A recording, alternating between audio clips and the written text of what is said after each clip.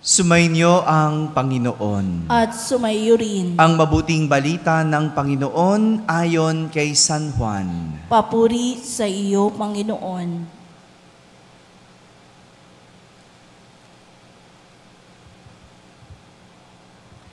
Noong panahong iyon, maraming makanakarinig kay Jesus ang nagsabi, "Tunay ngang ito ang propetang hinihintay natin.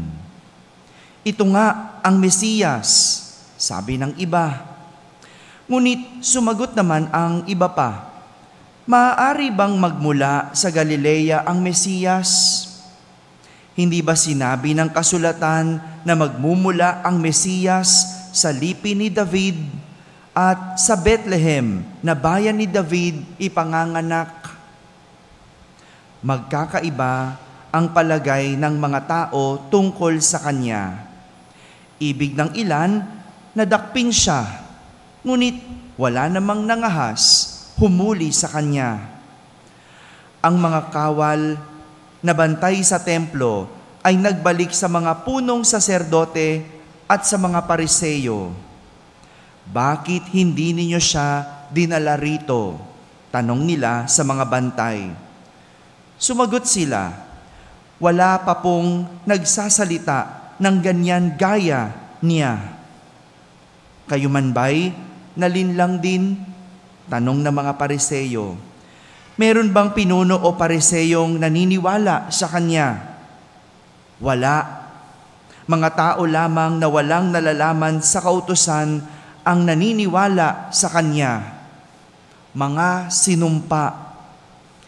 Isa sa mga naroon ay si Nicodemo na nagsadya kay Jesus noong una.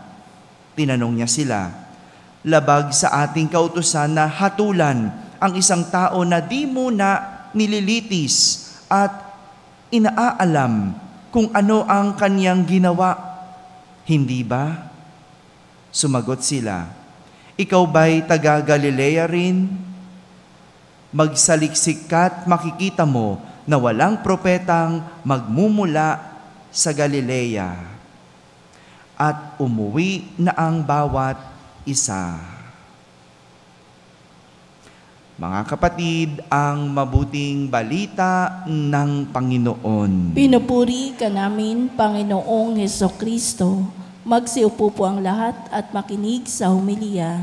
Isang magandang umaga po sa inyong lahat.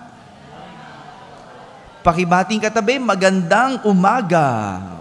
Magandang umaga, malamig-lamig ang ating umaga. Ano po? No? Magandang umaga sa lahat ng mga nasa barangay na nakakapakinig ng ating banal na misa, sa lahat ng mga nasa tahanan na nagsisimba via online, sa lahat ng nasa abroad. Isang magandang araw po sa inyong lahat. Kasama kayo sa aming banal na pagdiriwang dito sa ating parokya.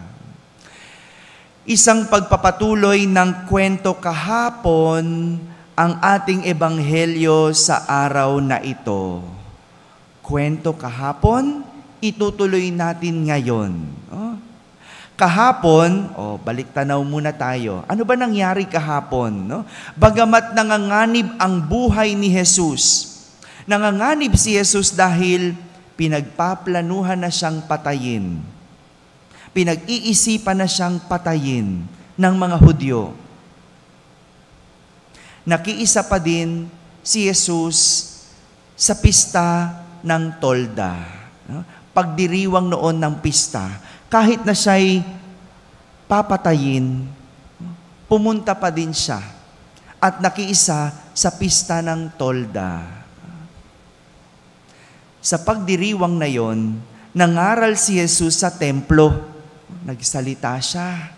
Nangaral, at ang lahat ng nakarinig sa kanya ay namangha at nabilib. Tuloy natin ang kwento. Ngayon nga, lahat ng nakarinig,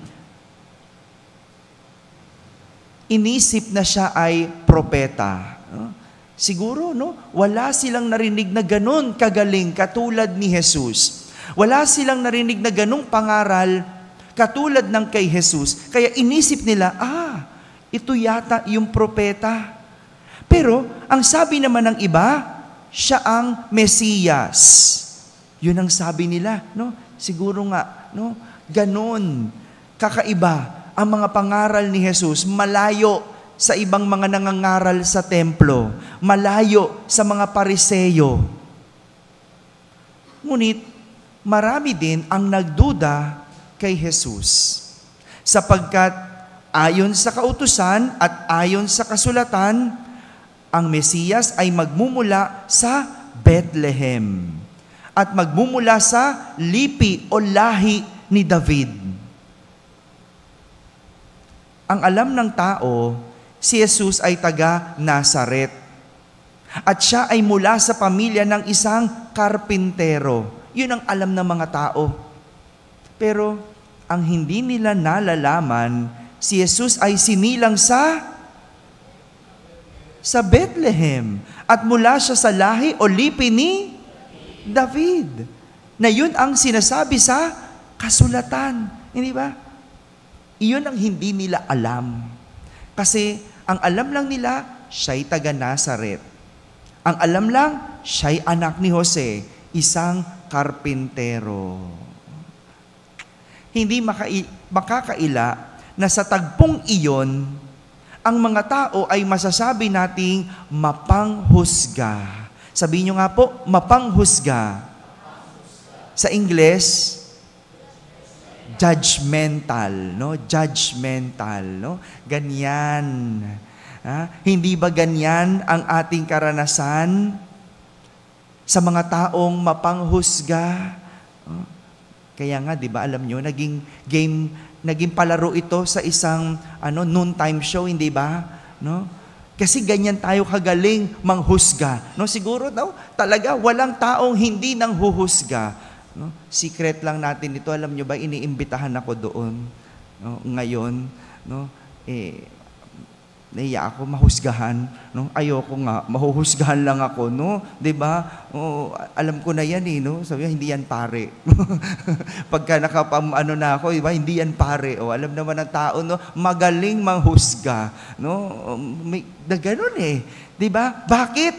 Kasi nanghuhusga tayo base lang sa ating alam, sa nakikita, sa narinig, no?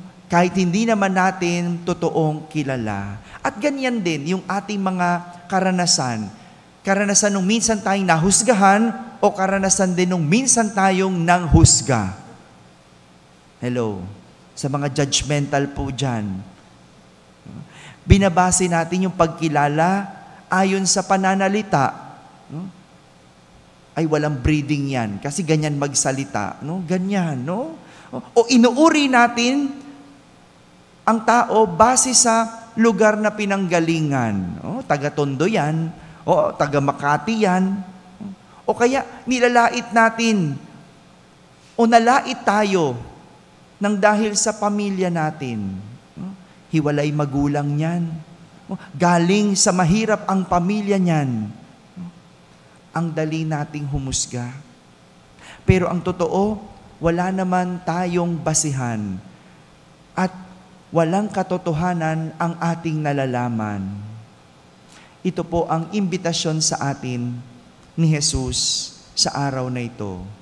Huwag manghusga. Sabihin mo nga sa katabi mo, huwag manghusga. Naku, Father, ano ng trabaho ng mga marites kung walang manghuhusga? No? Paano na sila mag-uumpukan? No? Paano na sila magkukwentuhan kung walang huhusgahan? No? Huwag manghusga. Sa halip, kilalanin mo ang tao. Sa mga umpukan dyan, sa halip na hinuhusgahan nyo ang tao, kilalanin nyo. Ano bang pagkakakilala nyo? Yun na lang ang pagkwentuhan nyo. No? Huwag niyong husgahan, kilalanin. Nitong mga nakalipas na araw, pinagnilayan natin ang iba't ibang aral. Ito na yung review part. Nung Lunes, pinagnilayan natin ang paniniwala. Martes, pagpapatawad. Miyerkules, matuwid na hatol. Huwebes, magpatotoo. Biyernes, kahapon, tamang panahon.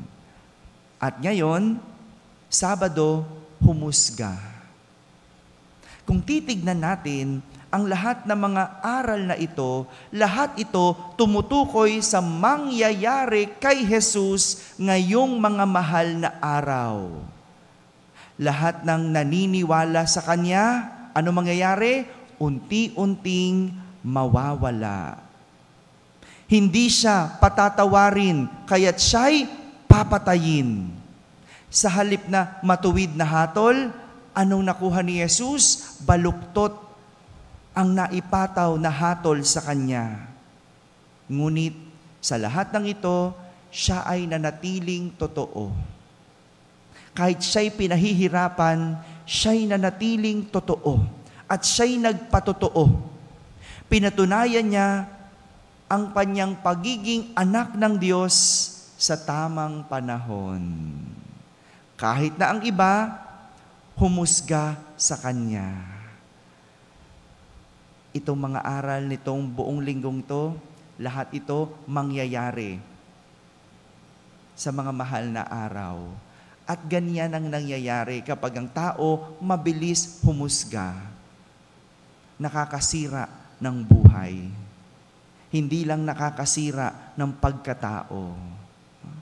Mga kapatid, ang panghuhusga sa iba ay pinapakilala hindi ang ibang tao. Di ba ganon tayo? Pag nanghusga, akala mo, pinapakilala mo siya.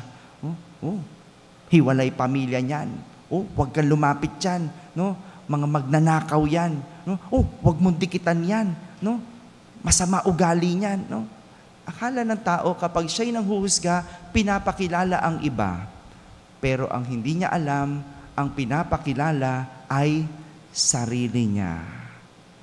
Sa panghusga, hindi ibang tao ang pinakikilala, kundi ang ugali ng nanghuhusga. Amen? Amen. Nais ko pong imbitahan kayong lahat mamaya sa ganap na 7:00 ng gabi ang ating parish Lenten Recollection. Ang tagapagbigay po ng ating pagninilay ay walang iba kundi ang aking spiritual director na si Reverend Father John Baro, ang kura paroko ng San Juan Nepomuceno Parish sa Malibay, Pasay. No? Teacher ko rin po siya. No? Magaling po yun. No? Magaling yun. Kaya inaanyayahan ko po kayong lahat na tumutok sa mga nasa online sa ganap na 7:00 ng gabi. At sa lahat ng ating mga parokyano, mga servers, ito po ay paraan natin para ihanda ang ating mga sarili sa pagdating ng mga mahal na araw. Walang silbi ang paglilingkod kung hindi handa ang isip at ang puso. Kaya po muli, mamayang gabi, ang ating Parish Lenten Recollection. Maraming salamat po.